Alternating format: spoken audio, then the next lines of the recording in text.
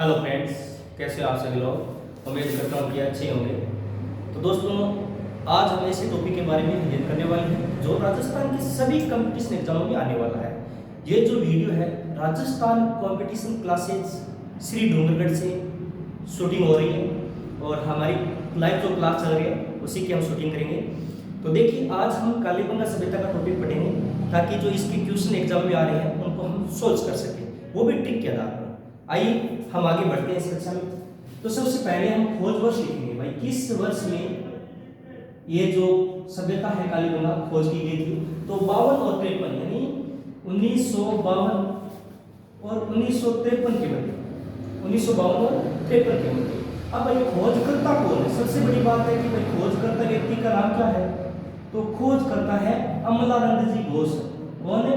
अमलानंद जी घोष। देखिए, दूसरी बात यह है कि भाई किस नदी के किनारे है? तो किस नदी के किनारे है? तो घग्गर नदी के किनारे। नदी का अगर प्रश्न आता है तो नदी लिख लीजिएगा, घग्गर नदी। ये नदी है घग्गर। अगर हम बात करते हैं कि भाई किस स्थान पे ये सिंधु घाटी सभ्यता स्थल हमें मिला है, तो ये मिला है हमें हनुमानगढ़। स्थान का अगर पूछा जाता है तो यहाँ पे आएगा हनुमानगढ़, हनुमानगढ़। देखिए, अब हम बात करते हैं ये जो है इसका उत्खनन किसने किया था, यानी खुदाई किसके द्वारा की गई थी? तो खुदाई करने वाले दो व्यक्ति होते हैं। उत्खनन कार्य दो व्यक्तियों के द्वारा किया जाता है। उत्खनन का मतलब है खुदाई। तो बी बी लाल और बी के थापर के द्वारा, और बी के थापर के द्वारा, बी के थापर। अब आप सभी को ये कंफ्यूज हो रहा होगा कि ये जो दोनों नाम है सर ने शॉर्टकट लिखे हैं, लेकिन ये शॉर्टकट का मतलब क्या है मैं वो भी बता देता हूं। इनका मतलब है ब्रजवासी लाल। बीबी का मतलब ब्रजवासी लाल, और इसका है बालकृष्ण थापर, बालकृष्ण थापर। देखिए, अगर पूछा जाता है कि भाई इसकी खुदाई किस वर्ष से स्टार्ट हुई थी और किस वर्ष में खत्म हुई थी, तो 1961 से खुदाई प्रारंभ हुई थी और 1969 तक इसकी खुदाई का कार्य जारी रहा था।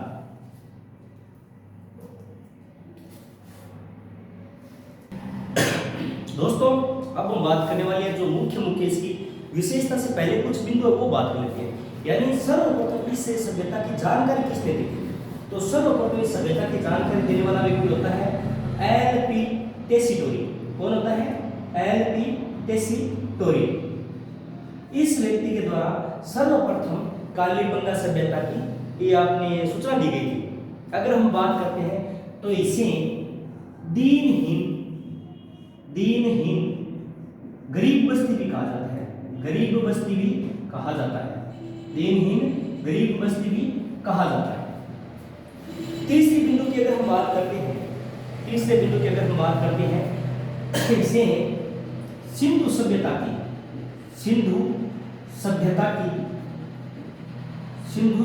की तीसरी राजधानी, सिंधु सभ्यता की तीसरी राजधानी कहते हैं। एक नंबर तो हो गई हड़प्पा, दूसरे नंबर हो गई मोहनजोदड़ो, और तीसरे नंबर है कालीबंगा। यानी जो हम सिंधु घाटी सभ्यता पढ़ते आ रहे हैं इसकी तीसरी राजधानी है, और इसको कहने वाला व्यक्ति है डॉक्टर दशरथ शर्मा। कौन है? डॉक्टर दशरथ शर्मा। ये इसके तीन मुख्य बिंदु है दोस्तों, अब हम बात करने वाले हैं कालीबंगा सभ्यता की विशेषताएं। ये बहुत महत्वपूर्ण टॉपिक है और अनेक बार एग्जामों में विशेषताओं के बारे में बहुत ज्यादा क्वेश्चन बने हैं कालीबंगा सभ्यता से। ठीक है, अब हम बात करते हैं विशेषता। ध्यान देना, विशेषताएं बहुत सरल है लेकिन हमें याद करना है। अगर विशेषताओं की बात करते हैं तो एक नंबर विशेषता ये है कि यहाँ पे हमें भूकंप के साक्ष्य मिले हैं। किसके? भूकंप के साक्ष्य मिले हैं, भूकंप के साक्ष्य मिले हैं। दूसरे नंबर पर हम बात करते हैं तो यहाँ पे हमें जुटते हुए खेत के साक्ष्य मिले हैं, जुटते हुए खेत के साक्ष्य मिले हैं, साक्ष्य मिले। तीसरे बिंदु की अगर हम बात करते हैं, यहां से हमें अलंकृत ईंटें मिली, अलंकृत ईंटें, और कहीं से अलंकृत ईंटें देंगे, यहां से अलंकृत ईंटें मिली। यहां से हमें ऊंट के प्रमाण मिले, ऊंट के प्रमाण। और कालीबंगा सभ्यता से हमें प्राचीन तंदूर के प्रमाण, प्राचीन तंदूर के प्रमाण भी मिले। तंदूर, अरे हम जो तंदूर की रोटी बनाते हैं ना, उसके जो प्रमाण है वो प्राचीन समय में भी थे, तंदूर के प्रमाण मिले हैं। देखिए दोस्तों ये जो विशेषताएं हैं, जैसे भूकंप के साथ से, झुके हुए खेत के साथ से, अलग करने के ऊंट के प्रमाण, प्राचीन तंदूर के प्रमाण, इसके साथ साथ हमें और क्या जो कौन कौन सी विशेषताएं हैं इसके अंदर मैं बात करता हूँ। इसके साथ हमें ग्रीड पद्धति, ऑक्सफोर्ड पद्धति, देखिए ग्रीड पद्धति, ऑक्सफोर्ड पद्धति,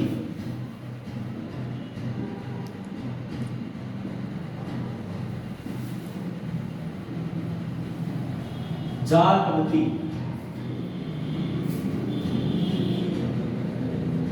की सड़कें मिली है हमें। क्या मिली है? सड़कें मिली है। ग्रीड पद्धति, ऑक्सफोर्ड पद्धति, जाल पद्धति की हमें सड़कें मिली है। अब हम बात करते हैं यहाँ पे, तो बहुत सारी अनेक विशेषताएं हमें मिली है, जिनमें से लाल एवं, यहाँ पे देखिए लाल एवं काले, लाल एवं काले मर्द भांड मिले हैं, लाल एवं काले मर्द भांड मिले हैं। देखिए दोस्तों, मर्द भांड अनेक प्रकार के हैं, जैसे चित्रित दुष्यम मर्द भांड सिंधु घाटी सभ्यता में हमें अलग मिले हैं, और हमें बात की जाए तो अपने वैदिक सभ्यता में अलग है, और मौर्यकालीन जो मर्द भांड है वो अलग है। यहाँ पे हमें कपड़े में लिपटा हुआ, तो 8 नंबर विशेषता है कपड़े में लिपटा हुआ, कपड़े में लिपटा हुआ उस तरह मिला है, लिपटा हुआ उस तरह मिला है।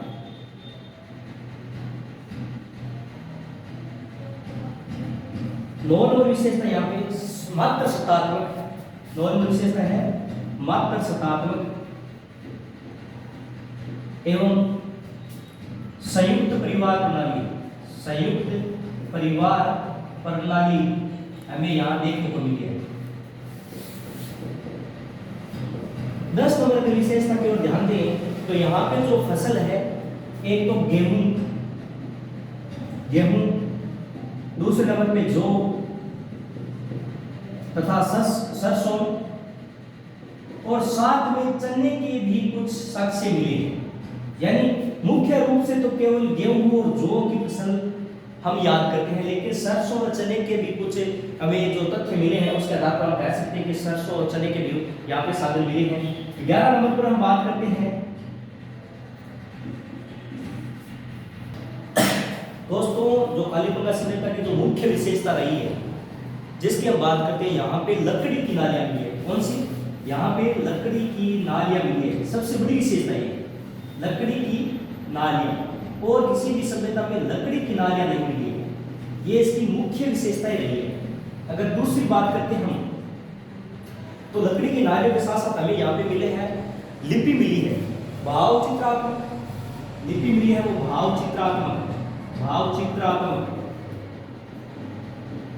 भाव चित्रात्मक के साथ मुष्टोफेदन, मुष्टोफेदन,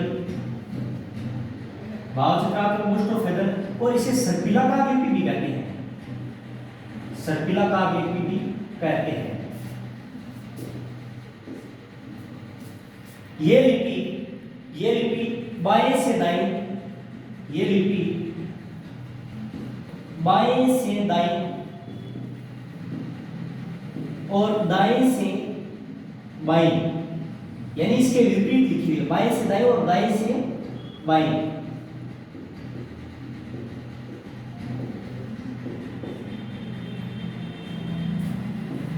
ध्यान दीजिएगा, भाव चित्रात्मक यानी भाव के द्वारा हम इसे जो लिपि इसको समझते हैं, मुष्टोफेदन, सर्पिलाकार यानी टेढ़ी मेढ़ी लिखी हुई है, इस कारण हम इसे अपने सर्पिलाकार। दोस्तों ये जो मैंने बाएं लिखा है, ये है दाएं से बाएं, ठीक है ना, ये है दाएं से बाएं और बाएं से दाएं। इसको हमें याद करना ही होगा, कैसे भी करेंगे, दाएं से बाएं और बाएं से दाएं, इस लिपि की जो रचना हुई है वो भी है। अब हम बात करते हैं तो कालीबंगा सभ्यता दो नगरों में विभाजित है। कालीबंगा सभ्यता दो नगरीय सभ्यता है और इसकी जो दुर्ग है वो दो प्रकार से बनी हुई है। एक है पश्चिम दुर्ग युक्त है जिसमें उच्च वर्ग निवास करता है। कौन सा? उच्च वर्ग निवास करता है। ठीक है। एक जो निम्न यानी नीचे का जो, देखो दुर्ग तीन भागों में विभाजित हुआ करते थे। जैसे चौहंदड़ो है उसमें दुर्गों का भाव मिला है, कहीं पे जो दुर्ग है वो एक सुरक्षा प्राचीर से घिरे हुए हैं। और आपने कालीबंगा सभ्यता में दो है, ऊपर और नीचे। जो नीचे वाला भाग है इसमें निम्न वर्ग निवास करता था। कौन सा? निम्न वर्ग निवास करता था। अब इसकी अंतिम विशेषताएं बची है, वो विशेषता बता देता हूं। यहाँ पे हमें शल्य चिकित्सा के प्रमाण मिले हैं। किसके? यहाँ से हमें शल्य चिकित्सा के प्रमाण मिले हैं। शल्य चिकित्सा के प्रमाण।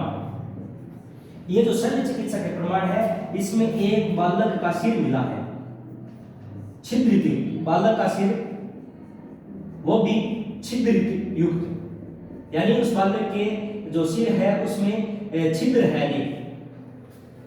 तो ये है आज की हमारी जो कालीबंगा सभ्यता का जो टॉपिक है। अगर सारे स्टूडेंटों को ये क्लास अच्छी लगती है तो मैं आगे की जो क्लास है जो राजस्थान की सभ्यताएं हैं वो सारी सभ्यताएं दो पार्ट्स में ही करवा दूंगा। एक नहीं करके दो जो सभ्यताएं हैं वो साथ में करवाऊंगा। अगर वीडियो अच्छा लगता है तो लाइक कीजिए, कमेंट कीजिए और शेयर कीजिए। जय हिंद, जय भारत।